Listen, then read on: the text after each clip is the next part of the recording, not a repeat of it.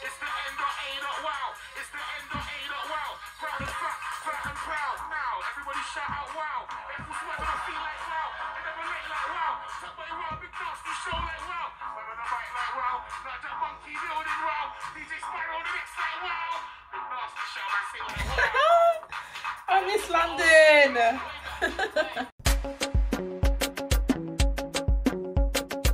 Hi everyone, welcome back to my channel. I hope you guys are all doing well. It's been a long minute.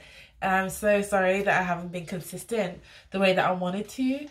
I've just been really focused on myself. A lot of things that I've taken the time to prioritize in terms of like independent learning, my own mental health, my physical health, my family, and sometimes social media can be really overwhelming. Yeah, today I am in the mood to do some makeup. I know it's random, I know, and I do have a couple of video calls to do, and one of them is a bit professional, so I just want to, you know, jazz myself up a little bit because I look a little bit rough. My hair is a bit flimsy, so I need to kind of curl it a little bit. But I'm just going to do my makeup and do a bit of a chit chat. I'm not a makeup pro. The whole makeup thing will not be a regular thing. I did a Q&A sticker on Instagram a few weeks ago. It's been about 3 weeks now, I think. And I asked people to send in some questions for me to do a Q&A video. People did reply, and I do have a lot of messages in my DMs, and I thought, you know what, I know people will send a message in a DM because they don't want people to know who they are, so I just thought I would do a chit chat slash Q&A slash get ready and answer some tech questions, and hope you guys will find it interesting. Ooh, let me just like start with something. I'm just gonna just prep my skin and answer the questions. By the way, I'm not going to go through the products because I don't think it's that deep, but if you guys want me to detail, you know, what makeup products I use, please let me know. I'm happy to just write in the description box or for you guys, but yeah. So the first question that I have is, what are your goals as a software engineer? Are you where you want to be, or do you want to expand? And that question came from Shanetta. I hope you're doing well, Shanetta. Hi from the UK. Oh, am I where I want to be? No.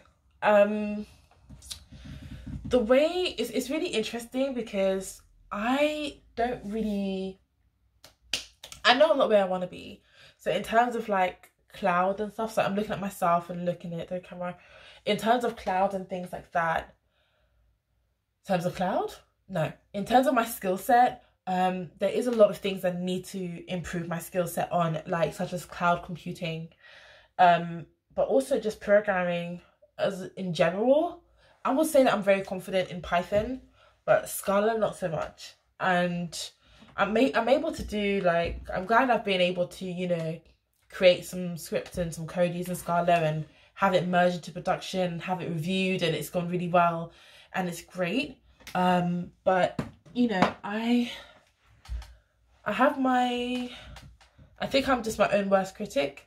I might actually be pretty good, but in my head I know there's so much more that I can do. I do feel that there's a lot of growth I need to do. I started off as a software engineer in March 2019. It's now March 2020. And I started off this year as a DevOps engineer. So I've now transitioned from software engineering to DevOps engineering. But some may just argue that DevOps is basically... Why? Sorry, my laptop's going crazy. Yeah, I still have a lot to learn. I would say that I'm growing slowly but surely in confidence in terms of what I'm doing. And I am contributing to the code and to the team. And I'm glad that I'm doing that. It does really help with my own confidence. it's crazy, like, in terms of where I want to be. Let me just say, in terms of where I want to be, I don't know, like, there's so many things I want to do. Tech is so freaking big, as you know. But to answer your question, am I where I want to be? No. Where do I want to be? I want to be certified. I really want to get certified in AWS this year. That's like my goal for the year, is to get certified. To be honest with you, that's my goal for the next 3 months, to get certified, at least found like in a foundational way. I want to get certified in the cloud computing practitioners certificate. I want to do that, and then I want to move on to getting certified as a DevOps engineer. I think that is really important. The thing is that a lot of what I'm learning, we haven't really applied to it at work yet. So, well, my team really, we don't use the AWS. We will be, but we haven't started using it yet. So,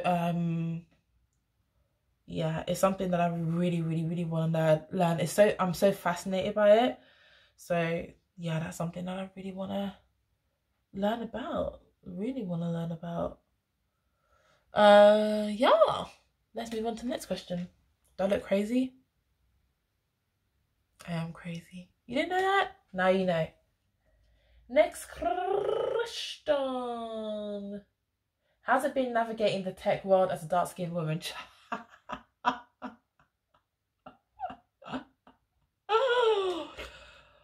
Whew, girl. Grab the floaty! Grab my head! Grab the floaty! This one...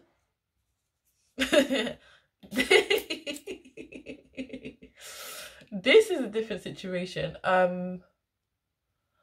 I think oh, I don't know how I'm gonna answer this question, honey. Do you know what? I'm gonna give you the good stuff, and then I'll go into the bad stuff a little bit, but I don't think I want to go into detail about it. I think that I'm not gonna forget this question. This needs a whole YouTube video on its own. I would say the good thing about it is that I'm able to connect with other people that look just like me. It has been difficult. I'm not gonna say, like, you know, I wouldn't say it's been difficult because it's been lonely. I'm in an environment where I'm the only one, so it's obviously gonna feel like, you know, totally different. But, you know, I've tried my hardest to ensure that I continue to be myself and don't pretend to be anyone else but myself. I haven't gone into looking for jobs or anything like that, so I can't really say like what it's like for me in terms of job hunting, because this is my first tech role. Well, my software engineering role was my first tech role. I was working in test automation. Now I'm working in DevOps. It's technically my second tech job, but I'm still within the same company. I haven't left, so I'm not going to disclose what company I work for. I mean, if you follow me on Instagram or LinkedIn, you would know, but I'm not going to just say their name on here. I'm not going to say their name on here, yeah. But if you have me on LinkedIn, then it shouldn't be hard to find out. But yeah, yellow. They call me yellow, yellow. Is that how it goes? Call me mellow, mellow, yellow. I think for me, one of the highlights has been meeting people that look just like me. That's been able to help my journey be a lot less challenging. It's still challenging, but it's a lot less challenging. And I'm grateful that I've met some just amazing people from all over the world, like not just here in the UK, but just like even people like that have messaged me from South Africa, from Zambia, from Nigeria, from Kenya. I've been in touch with people from Congo. I've been in touch with people like in Europe, in France, Germany, Ireland, the US. Like it's so empowering to me that I'm able to connect with people that look just like me, whether it be in skin color, in gender, in being underrepresented, even that experience can be a reflection to somebody else. And I'm grateful that I have been able to do that.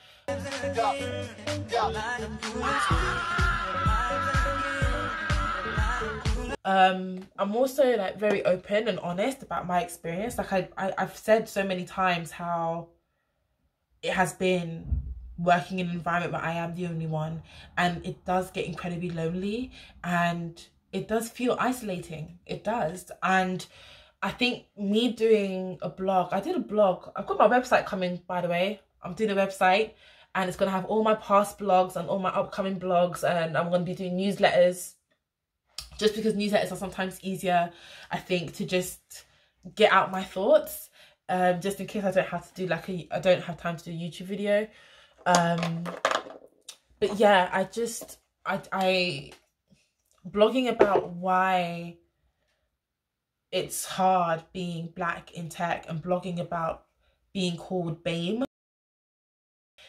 If you're not familiar with the word BAME, it basically means Black, Asian, minority, ethnic.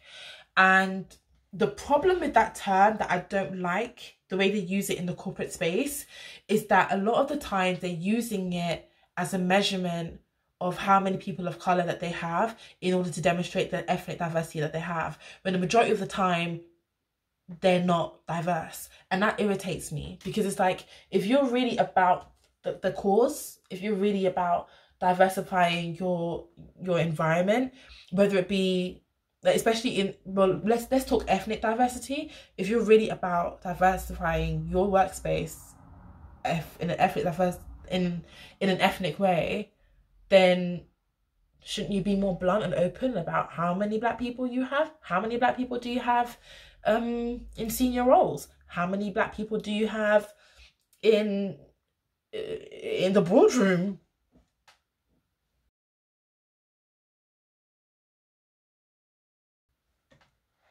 Yes. How many people do you have? How many Asian people do you have? How many Asian people do you have in senior roles?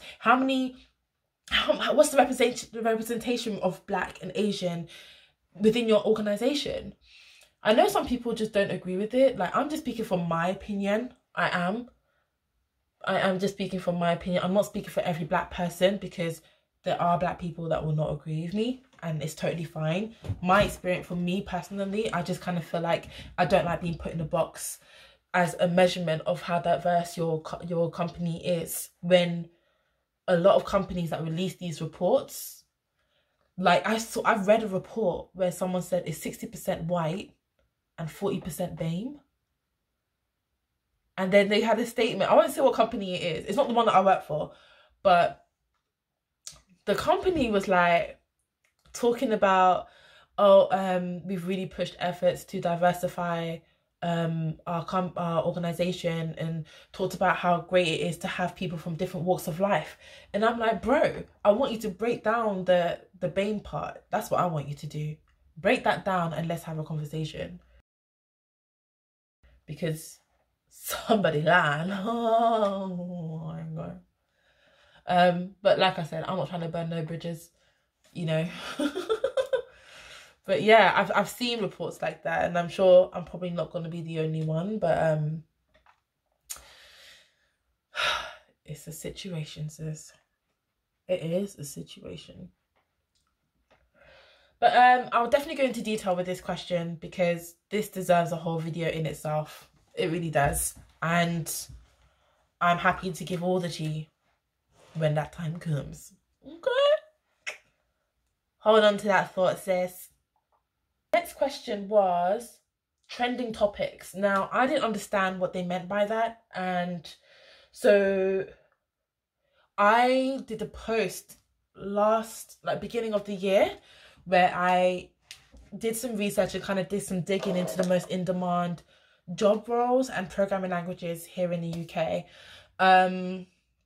So the top 5 in-demand languages are, it starts with SQL or SQL. JavaScript, really popular language. It's been like in demand for a long time.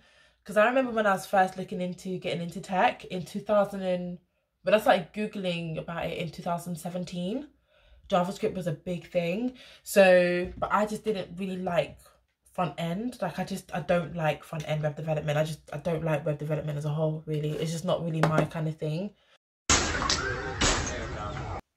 It's just me. Everyone has a preference. Yes, I am baking. Kinda baking. JavaScript, really popular languages for front end web development. I've not seen it used in the back end, but you're more than welcome to do some research into that because I don't know. I'm more familiar with it for the front end. But yeah, that's an option. Python. I know Python. I love Python. I used to use that in my last job when we were doing test automation. Now that I think of it, we did use JavaScript as well in that team. But I only used it a little bit. Like, we didn't really have to manipulate the code that much. It was just a bit, I think I only used it once or twice, to be honest. But most of the time we used Python. Next one, Java, which I have no knowledge of and I've never used. But Java is very, very similar to Scala. So that's what I know about Java, to be honest. And last is C#. Don't ask me about that. I know nothing about C#. I have wanted like to learn about C++. I saw a Udemy course and it was like learn C++ and build a video game. I'm like, you can build a video game with C++? I might just buy that in the next sale because ain't no way that I'm spending £195 on a Udemy course. Okay. I've got sale money. Okay? Sale money, not full price.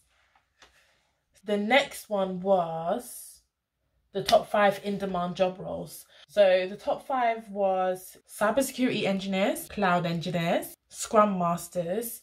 I think they just really helped in terms of breaking down projects that you're doing. I have not worked with a scrum master before, which is interesting because we do work in an agile environment. I've personally never worked with a scrum master to fully understand the job role that they do. Full stack developers, that's been in demand for quite a while though. When I started looking into coding in 2017, I was told to not learn front end web development, like front end on its own, but to also learn the back end because there was an increasing demand in full stack and that the demand for front end web developers were decreasing. Now, obviously that's not the case. It's an interesting thing to say, but I think that says a lot of people just have their own opinions, but a lot of it isn't backed up by stats or things like that. And I just came across an article of someone expressing their opinion, and when you're learning to code, whenever someone has an opinion, you're kind of all over the place. Like, oh my gosh, this is right, this is right, this is right, this is wrong, this is wrong, this is wrong. It can definitely